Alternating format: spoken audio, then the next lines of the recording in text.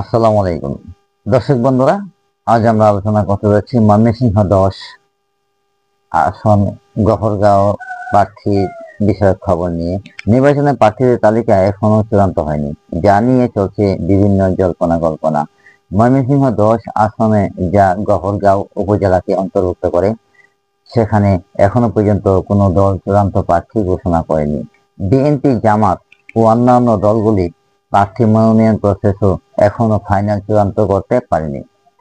নির্বাচনের এই গুরুত্বপূর্ণ আসন নিয়ে স্থানীয়দের মধ্যে আগ্রহ উত্তেজনা বৃদ্ধি পাচ্ছে। অন্যদিকে ভোটাররা এখন দেখছে নির্বাচনী মাঠে কে আসবেন তা স্পষ্ট নয়।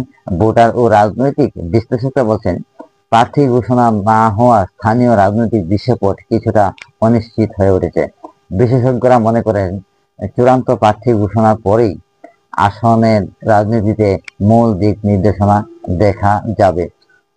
সুতরাং ময়মনসিংহ 10 আসনের প্রার্থী তালিকা এখনো চূড়ান্ত নয়। নির্বাচনের প্রস্তুতি শুরু হলেও ভোটাররা এখনো অপেক্ষা করছেন প্রার্থীদের চূড়ান্ত ঘোষণার জন্য। আপনি এই চূড়ান্ত ঘোষণার খবর পেতে চাইলে আমাদের সঙ্গী থাকুন এবং এনএস জীবনের গল্প চ্যানেলটি সাবস্ক্রাইব করুন আর সাদিয়া আক্তার জান্নাত প্রোফাইলটি ফলো করে সঙ্গে থাকুন। ভিডিওটি লাইক, শেয়ার ও সাবস্ক্রাইব করতে ভুলবেন না।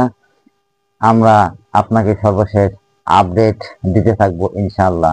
সেই পর্যন্ত ভালো থাকুন, সুস্থ থাকুন, নিরাপদে থাকুন। আল্লাহ হাফেজ।